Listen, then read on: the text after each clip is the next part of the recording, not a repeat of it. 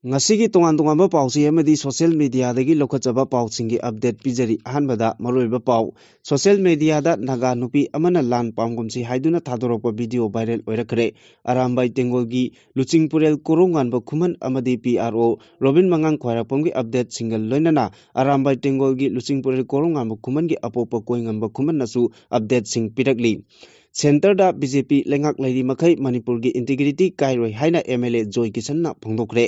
ꯏꯝꯐꯥꯜꯗ ꯐꯝꯕ ꯉꯝꯕ ꯇ꯭ꯔꯥꯏꯕꯦꯜ ꯑꯦꯝ.ꯑꯦꯜ.ꯑꯦ.ꯁꯤꯡꯒꯤ ꯃꯔꯛꯇꯒꯤ ꯑꯃꯅ ꯇ꯭ꯔꯥꯏꯕꯦꯜ ꯑꯦꯐꯤꯌꯔꯁ ꯑꯦꯟड ꯍꯤꯜꯁꯀꯤ ꯃꯤꯅꯤꯁꯇꯔ ꯐꯝ ꯄꯤꯕꯤꯅꯕ ꯁꯤ.ꯑꯦꯝ.ꯗ ꯇꯛꯁꯤꯟꯈ꯭ꯔꯦ꯫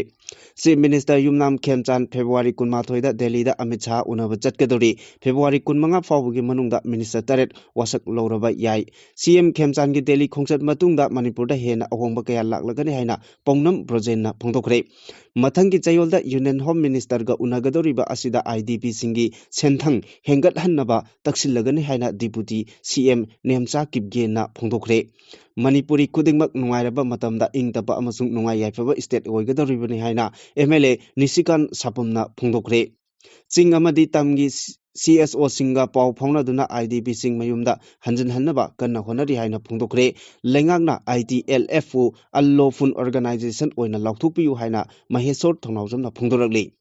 ꯕꯐꯔ ꯖꯣꯟꯗ ꯂꯩꯔꯤꯕ ꯁꯨꯒꯨꯅꯨ ꯅꯥꯄꯦꯠ ꯊꯣꯡ ꯁꯦꯝꯖꯤꯟꯕ ꯌꯥꯅꯤꯡꯗꯦ ꯍꯥꯏꯅ ꯑꯦꯁ.ꯑꯦꯁ.ꯗꯤ.ꯑꯦꯁ.ꯑꯦ. ꯀꯨꯀꯤꯒꯤ ꯃꯥꯏꯀꯩꯗꯒꯤ ꯐꯣꯡꯗꯣꯔꯛꯂꯤ꯫ ꯒꯚꯔꯟꯃꯦꯟꯠꯅ ꯊꯥꯖꯕ ꯄꯤꯈꯤꯕꯒꯤ ꯃꯇꯨꯡ ꯏꯟꯅ ꯑꯥꯏ.ꯗꯤ.ꯄꯤ.ꯁꯤꯡꯒꯤ ꯌꯨꯝꯊꯣꯡ ꯈꯨꯗꯤꯡꯃꯛꯇ ꯂꯨꯄꯥ ꯂꯥꯈ ꯑꯃꯃꯝ ꯄꯤꯔꯒꯅꯤ ꯍꯥꯏꯅ ꯃꯤꯅꯤꯁꯇꯔ ꯒꯣꯕꯤꯟꯗꯥꯁꯅ ꯂꯥꯎꯊꯣꯛꯈ꯭ꯔꯦ꯫ ꯁꯖꯤꯋꯥ ꯖꯦꯜꯗ ꯂꯩꯕ ꯏꯟꯃꯦꯠꯁꯤꯡꯗ ꯅꯤꯌꯝꯒꯤ ꯋꯥꯡꯃꯗ ꯃꯣꯕꯥꯏꯜ ꯐꯣꯟ ꯁꯤꯖꯤꯟꯅꯕꯒꯤ ꯈꯨꯗꯣꯡꯆꯥꯕ ꯄꯤꯔꯝꯕ ꯋꯥꯔꯗꯦꯟ ꯑꯃ ꯐꯥꯔꯦ꯫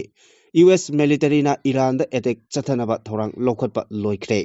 ꯑꯗꯣꯝꯅ ꯍꯧꯖꯤꯛ ꯌꯦꯡꯕꯤꯔꯤꯕ ꯆꯦꯅꯦꯜ ꯑꯁꯤ ꯀꯪꯂꯩ ꯄꯥꯎꯊꯥꯡ ꯌꯨꯇ꯭ꯌꯨꯕ ꯆꯦꯅꯦꯜꯅꯤ꯫ ꯆꯦꯅꯦꯜ ꯑꯁꯤꯗ ꯏꯔꯝꯗꯝ ꯑꯃꯗꯤ ꯃꯄꯥꯟ ꯂꯝꯒꯤ ꯃꯔꯨꯑꯣꯏꯕ ꯄꯥꯎꯁꯤꯡꯒꯤ ꯑꯞꯗꯦꯠ ꯇꯥꯕ ꯑꯃꯗꯤ ꯌꯦꯡꯕ ꯐꯪꯕꯤꯒꯅꯤ꯫ ꯆꯦꯅꯦꯜ ꯑꯁꯤꯅ ꯄꯥꯎ ꯑꯞꯂꯣꯗ ꯇꯧꯔꯛꯄ ꯃꯇꯝꯗ ꯑꯗꯣꯝꯒꯤ ꯗꯤꯚꯥꯏꯁꯇ ꯅꯣꯇꯤꯐꯤꯀꯦꯁꯟ ꯎꯕ ꯐꯪꯕꯤꯅꯕ ꯑꯃꯗꯤ ꯆꯦꯅꯦꯜ ꯑꯁꯤꯕꯨ ꯄꯨꯛꯅꯤꯡ ꯊꯧꯒꯠꯄꯤꯕ ꯑꯣꯏꯅ ꯁꯨꯡꯁꯣꯏ ꯁꯣꯏꯗꯅ ꯁꯕꯁꯀ꯭ꯔꯥꯏꯕ ꯇꯧꯕꯤꯗꯨꯅ ꯕꯦꯜ ꯑꯥꯏꯀꯣꯟ ꯅꯝꯕꯤꯌꯨ ꯍꯥꯏꯖꯕꯒ ꯂꯣꯏꯅꯅ ꯍꯧꯖꯤꯛ ꯄꯥꯎꯁꯤꯡ ꯑꯃꯨꯛ ꯁꯟꯗꯣꯛꯅ ꯄꯤꯖꯔꯤ꯫ ꯁꯣꯁꯤꯌꯦꯜ ꯃꯤꯗꯤꯌꯥ ꯄ꯭ꯂꯦꯠꯐꯣꯔꯝ ꯑꯃ ꯑꯣꯏꯔꯤꯕ ꯐꯦꯁꯕꯨꯛꯇ ꯅꯥꯒꯥ ꯅꯨꯄꯤ ꯑꯃꯅ ꯂꯥꯟ ꯄꯥꯝꯒꯨꯝꯁꯤ ꯃꯔꯨꯑꯣꯏꯅ ꯀꯨꯀꯤꯁꯤꯡ ꯂꯥꯟ ꯌꯥꯝꯅ ꯄꯥꯝꯒꯅꯨ ꯍꯥꯏꯔꯛꯂꯤ꯫ ꯂꯥꯟ ꯌꯥꯝꯅ ꯄꯥꯝꯂꯕꯗꯤ ꯁꯥꯟꯇꯤ ꯂꯩꯔꯣꯏ꯫ ꯀꯨꯀꯤꯁꯤꯡꯅ ꯅꯥꯒꯥ ꯑꯃꯗꯤ ꯃꯩꯇꯩꯒꯤ ꯌꯨꯝꯁꯤꯡ ꯃꯩ ꯊꯥꯈꯤꯕꯒꯤ ꯊꯧꯗꯣꯛꯁꯤꯡ ꯑꯗꯨ ꯌꯥꯝꯅ ꯄꯦꯟꯗꯦ ꯍꯥꯏꯔꯛꯈꯤꯕꯒ ꯂꯣꯏꯅꯅ ꯃꯍꯥꯛꯅ ꯑꯁꯨꯝꯅ ꯍꯥꯏ꯫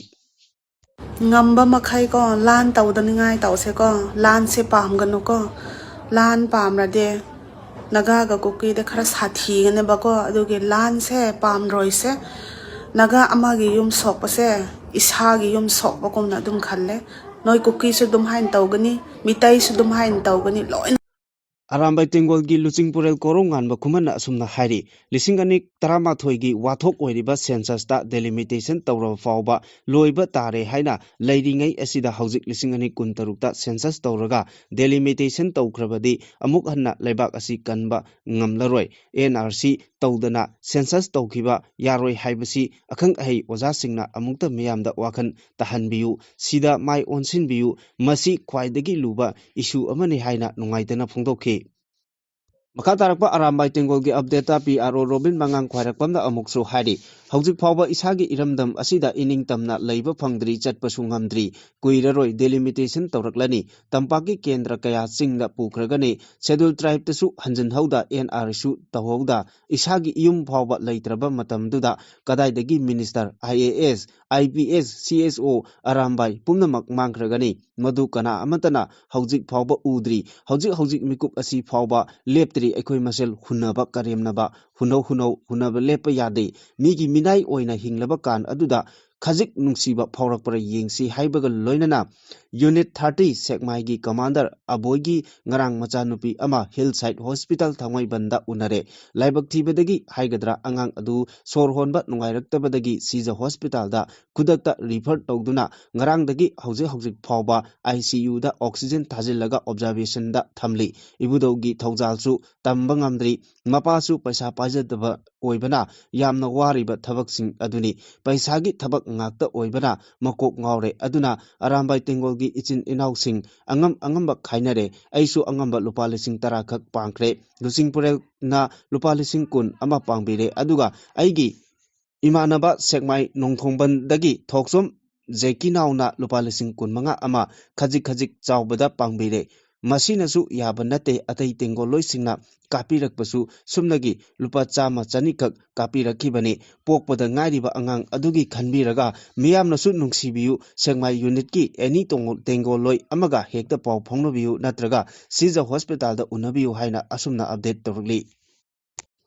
ꯑꯔꯥꯝꯕꯥꯏ ꯇꯦꯡꯒꯣꯜꯒꯤ ꯑꯔꯣꯏꯕ ꯑꯞꯗꯦꯠꯇ ꯂꯨꯆꯤꯡꯄꯨꯔꯦꯜ ꯀꯣꯔꯣꯡꯉꯥꯟꯕ ꯈꯨꯃꯟꯒꯤ ꯑꯄꯣꯛꯄ ꯀꯣꯏꯉꯝꯕ ꯈꯨꯃꯟꯅ ꯑꯁꯨꯝꯅ ꯍꯥꯏꯔꯤ ꯍꯧꯖꯤꯛ ꯑꯁꯤꯅꯤ ꯐꯝꯅ ꯐꯝꯅ ꯍꯨꯃꯥꯡ ꯇꯥꯏ ꯍꯥꯏꯕ ꯃꯇꯝ ꯑꯗꯨꯗꯒꯤ ꯐꯤꯌꯥꯟꯀꯣꯛꯇꯒꯤ ꯐꯤ ꯂꯧꯁꯤꯟꯕ ꯅꯪꯂꯣꯏ ꯍꯥꯏꯕ ꯃꯇꯝ ꯑꯗꯣ ꯂꯥꯛꯀꯗꯧꯔꯕꯅꯤ ꯑꯗꯨꯅ ꯌꯥꯝꯅ ꯋꯥꯈꯤꯒꯅꯤ ꯌꯥꯝꯅ ꯑꯈꯥꯡ ꯀꯟꯕ ꯊꯛꯁꯤ ꯈꯥꯁꯤ ꯌꯥꯝꯅ ꯅꯥꯏꯕ ꯌꯥꯝꯅ ꯄꯨꯛꯆꯦꯜ ꯁꯦꯡꯅ ꯃꯤꯅꯨꯡꯁꯤ ꯂꯩꯅ ꯊꯕꯛ ꯇꯧꯗꯨꯅ ꯂꯪꯗꯥꯏꯗꯕ ꯌꯥꯔꯣꯏ ꯑꯗꯨꯒ ꯍꯥꯏꯔꯤꯕ ꯑꯁꯤ ꯊꯕꯛ ꯇꯧꯕꯗ ꯇꯌꯥꯡ ꯇꯁꯣꯏꯕꯁꯨ ꯌꯥꯔꯣꯏ ꯄꯨ ꯑꯍꯨꯝꯒꯤ ꯂꯥꯜ ꯍꯧꯔꯕꯅꯤ ꯍꯧꯖꯤꯛ ꯑꯁꯦ ꯑꯗꯨꯅ ꯎꯅꯁꯨ ꯎꯔꯔꯣꯏ ꯇꯝꯒꯅꯤ ꯑꯗꯨꯕꯨ ꯈꯪꯍꯧꯗꯅ ꯃꯥꯡꯗ ꯂꯦꯞꯂꯔꯒꯅꯤ ꯇꯧꯕꯗꯗꯤ ꯄꯟꯊꯨꯡ ꯇꯥꯟꯒꯦ ꯈꯟꯅ ꯍꯣꯠꯅꯗꯕ ꯌꯥꯔꯣꯏ ꯉꯥꯏꯍꯥꯛ ꯉꯥꯏꯍꯥꯛꯀꯤ ꯊꯕꯛꯅ ꯌꯥꯔꯣꯏ ꯆꯍꯤ ꯆꯍꯨꯝ ꯍꯦꯟꯅ ꯁꯣꯏꯈ꯭ꯔꯕꯅꯤ ꯑꯗꯨꯅ ꯆꯦꯛꯁꯤꯟꯁꯤ ꯊꯨꯒꯥꯏꯕ ꯌꯥꯝꯅ ꯂꯥꯏ ꯑꯗꯨꯕꯨ ꯁꯦꯝꯖꯤꯟ ꯁꯥꯖꯤꯟꯕꯗꯤ ꯌꯥꯝꯅ ꯂꯨꯏ ꯑꯗꯨꯅ ꯑꯩꯈꯣꯏ ꯍꯌꯦꯡꯒꯤꯗꯃꯛ ꯈꯣꯡꯊꯥꯡ ꯆꯞ ꯃꯥꯟꯅꯅ ꯆꯞ ꯆꯥꯅ ꯊꯥꯡꯁꯤ ꯌꯥꯏꯐꯔꯦ ꯍꯥꯏꯅ ꯑꯁꯨꯝꯅ ꯑꯞꯗꯦꯠ ꯇꯧꯔꯛꯂꯤ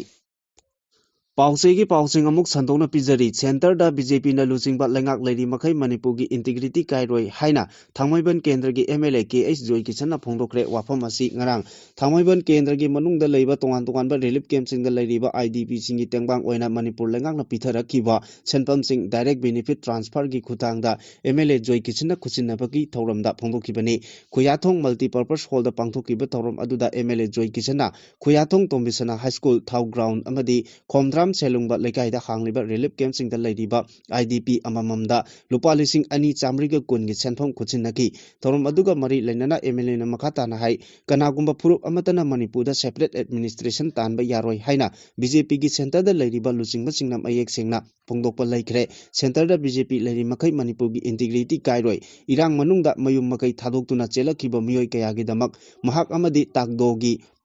ꯃꯤꯠꯌꯦꯡ ꯃꯈꯥꯗ ꯑꯉꯝꯕ ꯄꯥꯡꯒꯜ ꯄꯨꯊꯣꯛꯇꯨꯅ ꯍꯣꯠꯅꯔꯛꯈꯤꯕꯅꯤ ꯆꯤꯞ ꯃꯤꯅꯤꯁꯇꯔ ꯌꯨꯝꯅꯥꯝ ꯈꯦꯝꯆꯥꯟꯅ ꯂꯨꯆꯤꯡꯕ ꯂꯩꯉꯥꯛ ꯑꯁꯤꯒꯤ ꯃꯈꯥꯗ IDPꯁꯤꯡꯕꯨ ꯑꯊꯨꯕ ꯃꯇꯝꯗ ꯃꯁꯥ ꯃꯁꯥꯒꯤ ꯃꯌꯨꯝꯗ ꯍꯟꯖꯤꯟꯍꯟꯅꯕ ꯍꯥꯏꯗꯨꯅ ꯑꯀꯟꯕ ꯃꯑꯣꯡꯗ ꯍꯣꯠꯅꯔꯤ ꯃꯐꯝ ꯈꯔꯗ IDP ꯃꯁꯥꯒꯤ ꯃꯌꯨꯝꯗ ꯍꯟꯖꯤꯟꯕꯁꯨ ꯉꯝꯅꯈ꯭ꯔꯦ ꯋꯥꯠꯂꯤꯕꯁꯤꯡꯁꯨ ꯃꯁꯥꯒꯤ ꯌꯨꯝꯗ ꯍꯟꯖꯤꯟꯕ ꯉꯝꯒꯅꯤ ꯍꯥꯏꯕꯒꯤ ꯊꯥꯖꯕ ꯆꯥꯎꯅ ꯂꯩꯔꯤ ꯃꯥꯂꯦꯝꯒꯤ ꯃꯐꯝ ꯈꯨꯗꯤꯡꯃꯛꯇ ꯀꯝꯃꯨꯅꯦꯜ ꯀꯟꯐ꯭ꯂꯤꯛ ꯊꯣꯛꯏ ꯑꯗꯨꯕꯨ ꯃꯅꯤꯄꯨꯔꯗ ꯑꯣꯏꯔꯤꯕ ꯐꯤꯚꯝ ꯑꯁꯤꯗꯤ ꯀꯥꯡꯂꯨꯞꯀꯤ ꯏꯔꯥꯡꯒꯤ ꯈꯨꯗꯣꯡꯆꯥꯕ ꯂꯧꯕ ꯏꯪ ꯇꯞꯄ ꯄꯥꯝꯗꯕ ꯂꯨꯆꯤꯡꯕ ꯁꯥꯕ ꯈꯔꯅ ꯊꯣꯛꯍꯟꯕꯅꯤ ꯍꯥꯏꯈꯤ ꯊꯧꯔꯝ ꯑꯗꯨꯗ ꯁꯔꯨꯛ ꯌꯥꯈꯤꯕ ꯇꯣꯔꯕꯨꯡ ꯕꯪꯒ꯭ꯂꯥꯗꯒꯤ ꯂꯥꯟꯖꯦꯟꯅꯗꯨꯅ ꯊꯥꯎ ꯒ꯭ꯔꯥꯎꯟ ꯔꯤꯂꯤꯐ ꯀꯦꯝꯞꯇ ꯂꯩꯔꯤꯕ IDP ꯑꯃꯅ ꯐꯣꯡꯗꯣꯔꯛꯄꯗ ꯊꯥꯡꯃꯩꯕꯟ ACꯒꯤ MLAꯒꯤ ꯃꯤꯠꯌꯦꯡ ꯃꯈꯥꯗ ꯆꯪꯖꯐꯝ ꯂꯧꯔꯤꯕ IDPꯁꯤꯡꯒꯤ ꯑꯋꯥꯠ ꯑꯄꯥ ꯌꯦꯡꯁꯤꯟꯗꯨꯅ ꯉꯁꯤ ꯐꯥꯎꯕ ꯍꯣꯠꯅꯔꯤꯕ ꯑꯁꯤ ꯊꯥꯒꯠꯅꯤꯡꯉꯥꯏꯅꯤ ꯉꯁꯤꯁꯨ MLAꯒꯤ ꯈꯨꯠꯊꯥꯡꯗ IDPꯁꯤꯡꯒꯤ ꯃꯇꯦꯡ ꯑꯣꯏꯅꯕ ꯁꯦꯟꯐꯝ ꯈꯔ ꯄꯤꯕꯤꯔꯛꯄ ꯑꯁꯤꯗ ꯅꯨꯡꯉꯥꯏꯕ ꯐꯥꯎꯏ ꯑꯅꯧꯕ ꯂꯩꯉꯥꯛ ꯑꯁꯤꯒꯤ ꯃꯈꯥꯗ IDPꯁꯤꯡꯕꯨ ꯃꯁꯥꯒꯤ ꯃꯌꯨꯝꯗ ꯍꯟꯖꯤꯟꯍꯟꯅꯕ ꯍꯣꯠꯅꯔꯤꯕ ꯑꯁꯤꯅ IDPꯁꯤꯡ ꯌꯨꯝꯗ ꯍꯟꯖꯤꯜꯂꯒꯅꯤ ꯍꯥꯏꯕꯒꯤ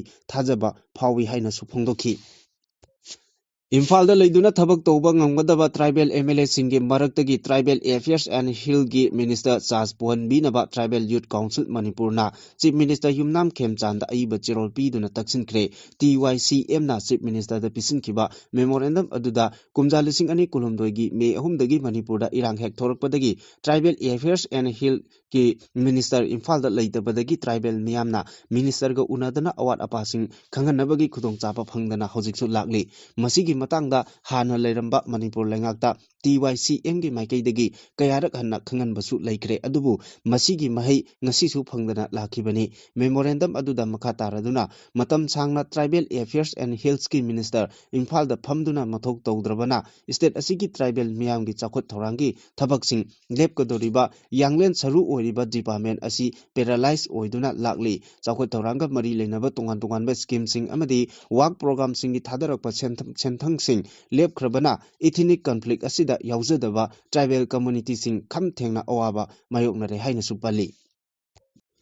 ꯆꯍꯤ ꯑꯁꯤꯒꯤ ꯐꯦꯕ꯭ꯔꯨꯋꯥꯔꯤ 4ꯗ ꯋꯥꯁꯛ ꯂꯧꯈꯤꯕ ꯆꯤꯞ ꯃꯤꯅꯤꯁꯇꯔ ꯌꯨꯝꯅꯥꯝ ꯈꯦꯝꯆꯥꯟ ꯊꯥ ꯑꯁꯤꯒꯤ 12ꯗ ꯗꯦꯜꯂꯤꯗ ꯆꯠꯅꯕ ꯊꯧꯔꯥꯡ ꯇꯧꯔꯤ ꯈꯣꯡꯆꯠ ꯑꯗꯨꯗ ꯃꯤꯅꯤꯁꯇꯔ ꯈꯔꯁꯨ ꯁꯔꯨꯛ ꯌꯥꯔꯕ ꯌꯥꯏ ꯍꯥꯏꯔꯤ ꯑꯣꯐꯤꯁꯤꯌꯦꯜ ꯑꯣꯏꯕ ꯄꯥꯎ ꯑꯃꯒꯤ ꯃꯇꯨꯡ ꯏꯟꯅ ꯂꯩꯉꯥꯛ ꯁꯦꯝꯂꯕ ꯃꯇꯨꯡꯗ ꯁꯦꯟꯇ꯭ꯔꯦꯜ ꯂꯤꯗꯔꯁꯤꯡ ꯎꯅꯅꯕ ꯑꯃꯗꯤ ꯄ꯭ꯔꯥꯏꯝ ꯃꯤꯅꯤꯁꯇꯔ ꯌꯥꯎꯅ ꯌꯨꯅꯤꯌꯟ ꯒꯚꯔꯟꯃꯦꯟꯠ ꯄꯨꯔꯤꯕꯁꯤꯡ ꯎꯅꯕ ꯍꯥꯏꯕꯁꯤ ꯆꯤꯞ ꯃꯤꯅꯤꯁꯇꯔ ꯑꯃꯒꯤ ꯇꯉꯥꯏꯐꯗꯕ ꯊꯧꯗꯥꯡ ꯑꯣꯏ ꯊꯥ ꯃꯈꯥꯏ ꯑꯃ ꯐꯥꯔꯛꯂꯕ ꯂꯩꯉꯥꯛ ꯑꯁꯤꯅ ꯍꯧꯖꯤꯛ ꯁꯤꯡꯅꯕ ꯀꯌꯥ ꯂꯩꯔꯤꯕ ꯑꯁꯤꯒꯤ ꯃꯇꯥꯡꯗ ꯍꯣꯕꯦ ꯗꯦꯜꯂꯤꯗ ꯆꯠꯄ ꯌꯥꯗꯕꯒꯤ ꯅꯍꯥꯟ ꯃꯈꯩ ꯃꯇꯝ ꯑꯃ ꯂꯧꯗꯨꯅ ꯂꯩꯔꯛꯄꯅꯤ chief minister Minister gi Delhi gi khongset asida Deputy Chief Minister Nemcha Kipgen Losi Diko amadi Govindas Konthongjam loina raba yai makoi khakta natana MLA kharasu khongbu oiraba yai hairi Chief Minister gi handaki Delhi khongset asi yamna maru oiri Chief Minister yauna Cabinet Minister manga wasak lokraba matungda hangduna lehoriba Minister taret ki pham haujik phawba menshindana thamliba amasung Minister oina wasak lokraba singda portfolio pithoktana leiraklibasi handakti soidana laikhai taragani thajaba yaba mafamdagi phangba pawna hai thenglabada tha asigi kunmanga fawbugi manungda Chief Minister ngakpigadi Minister expansion loigani amasung Minister singna pugadaba portfolio singsu yanthokpa loiragani hairi Chief Minister Kem Chana Delhi dagi hek halaklaba matungda wasak lawbugi thorom asi pangthoklaba yai natraga nongmaningni haibadi February kunmanga fawbugi manungda pangthokpasu yai pumnamak asi Union Home Minister unaraba tungda chapchana khangba ngamlagani Kumja lising ani kulumdoi me ahumdagi tholakhiba irang asina maram oiraga lanjen aduna hojik Thobal district ke manung channa leiba tongan ba relief camp sing amadi atai mafam singda changjapam logduna leiriba IDP singa MLA singa hakthengnana unabagi thorom ama district administration Thobal na sinduna wangjing kongdom pokpi sports complex relief camp ta pangthokhibaga loinana IDP singda khudongchaba kaya yenthokre ngarangi thorom aduda wangjing tentha kendrigi MLA Pongnam Brojen Khangbo kendrigi MLA Okram Suraj Kumar Thobal gi Deputy Commissioner Yumnam Robita amadi Aribam Amarjit Sharmana Mithung Lensing oina saruk gyaki thorom aduga mari lainana MLA Pongnam Brojen na hai Manipurda anoba government ama lakpadagi ahongba kaya uba fangle lamdam asida lambi kaya phawnaba ngamdana lairamba adusu athuba matamda phawnaba ngamlagani thajai ikui kuidana Chief Minister Kem Chana Delhi da Union Home Minister unaba chatkadoriba asigi matung Manipurda henna ahongba kaya laklagani haina thajaba thamki loinana IDP singi awabasu athubada kokanaba thabak paikhalagani haiki mahana makhatana Manipur miyamgi apamba khangbiduna center na Manipurda anongba lengak ama semlakpani haina lawbaga loinana IDP singi solution athubada puruktuna Manipurda ingtappa puruklagani thajai haibagi wafam singsu thamki Direct benefit transfer gi kuthangda IDP singda lengaki maikaidagi senthang pitabagi thoram sing Kangpokpi amasung Churachandpur gi tungan mafam singdasu video conference gi kuthangda pangthokre thoram sing aduda IDP amadi Chief Minister ga wari sanaduna khudongchadaba sing paudamki video conferencing gi kuthangda pangthokiba thoram aduda Churachandpur gi oina MLA sing LM Khokte Pomilian Haukif amadi Lejamang Haukif saruk yakhibaga loinana Kangpokpida pangthokpa thoramdana Deputy Chief Minister Nemcha Kipgen na saruk yaki thorom aduda Nemcha Kipgen na asumna hai mathangi chayolda Union Home Minister ga unagadoriba asida IDP singi senthang hengathanaba taksilagani haina phongdokhi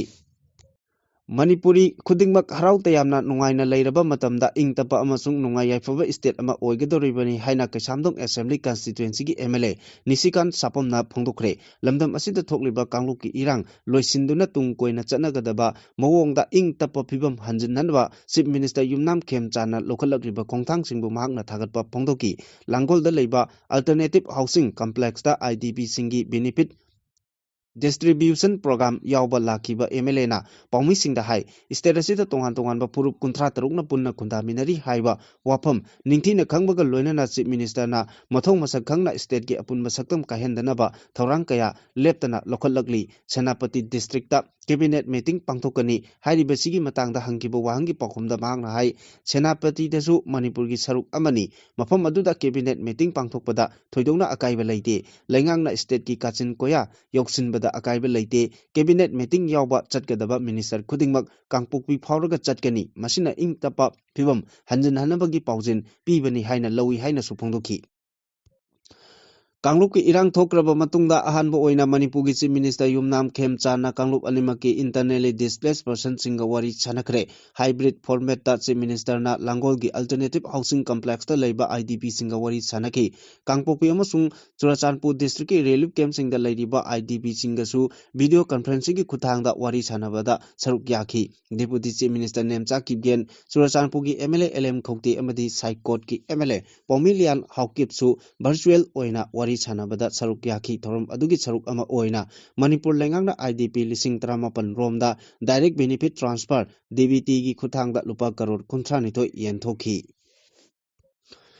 Manipurda punna khundaminariba phurupsingi marakta Maitei phurupta atamnana mafam kharada changba yaroi haina kian khanganduna warning pirakliba ITLFU Allopun Organization ni haina Manipur lengangna lawthukpiu haina Republican Party of India RPI athawa legi National Secretary Maheshwar Thonawjamna phongdokre wafam asi Elite Trophy kongba uchekon khunongna sinduna Fast 5A side ET Men's Open Football Tournament losinbagi uchekon khunokda leiba Resort Ground da pangthokkiba thorongga mari lenana phongdokkibani mahakna makatana hai Manipur asi hojik tangdu leitadaba lamdam ama oibata natana Manipur chalaikiba president rule gi matam loiraduna miyamgi oiba laingak ama lakpa laingak asina lamdam asigi chawkhat thorangi thabak thoram kaya leptana paikhatlakliba asi nungaiba phawi adumapu chahi ahum rom thoklakliba irang asigi waroisin ama puraknaba laingak amasung miyamna honari cherak asida ITLF koba lup amana laingakna honariba thabak thoram asibu manghannaba Manipurda khundaminiriba phurupsingi maraktagi Maitei khaktabu atamnana mafam kharada changlakba yaroi haina warning tawrakliba asi laibak thibani masida Manipur gi leiriba lengak asina makatana irang asi thoktanaba masigumba akanba wafam kaya thamlakliba ITLFU Unlawful Organization ni haina Manipur lengakna lawthokadabani lawthokpiu haina appeal tawrakli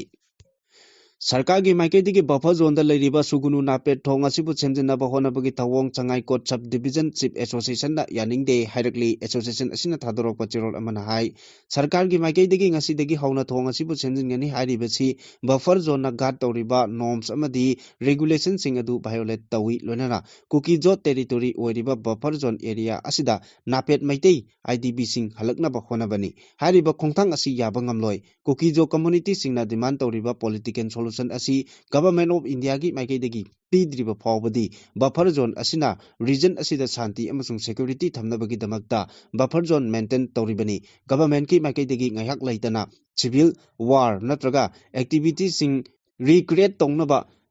honaraklibagi namada buffer zone asigi matik mayai chamannaba honariba asi kuki jo miyamgi safety amasung security asi compromise tongnabagi mayek laraba khudamni loinana region asigi demographic balance ta akaiba pinaba honabani loinana kuki miyamgi right amasung interest manghanaba honabani athingba leiriba buffer zone area da micham changthok changsin tawba yanaba honaba yauna civil worksing paikhatnaba honaba haibasi buffer zone gi norms asibu violate tawbani haina yaningdaba phongdorali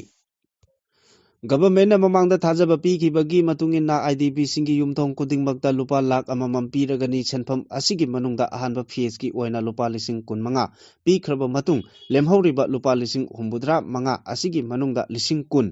ngasidagi hauna direct benefit transfer gi kutangda yenthokpa hauragani haina Home Minister Govindas Konthok Jamna Bisnupur district ki ningthau kongi Mangol nganbi relief camp ta lairiba IDP singda makoigi beneficiary sing amadi makoigi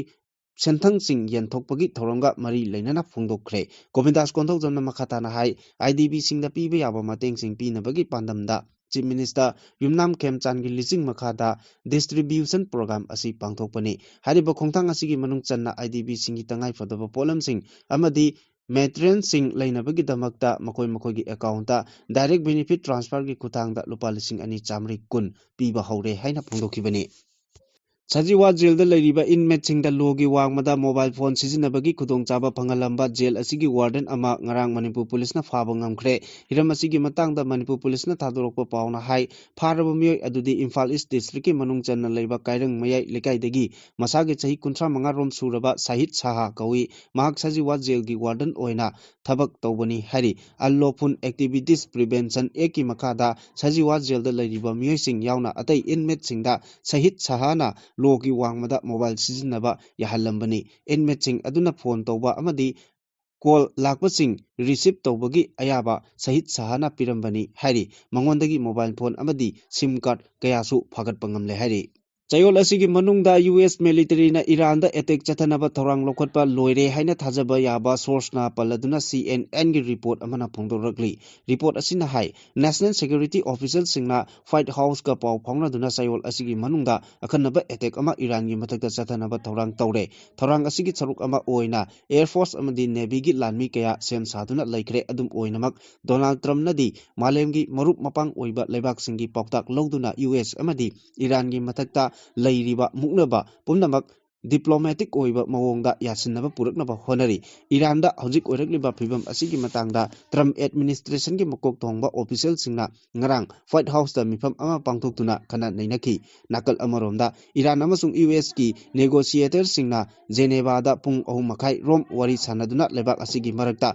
ꯌꯥꯁꯤꯟꯅꯕ ꯄꯨꯔꯛꯅꯕ ꯍꯣꯠꯅꯈꯤꯕꯅꯤ, ꯑꯗꯨꯕꯨ ꯍꯧꯖꯤꯛ ꯐꯥꯎꯕꯒꯤ ꯑꯣꯏꯅꯗꯤ ꯌꯥꯁꯤꯟꯅꯕ ꯄꯨꯔꯛꯄ ꯉꯝꯗ꯭ꯔꯤ ꯍꯥꯏꯔꯤ꯫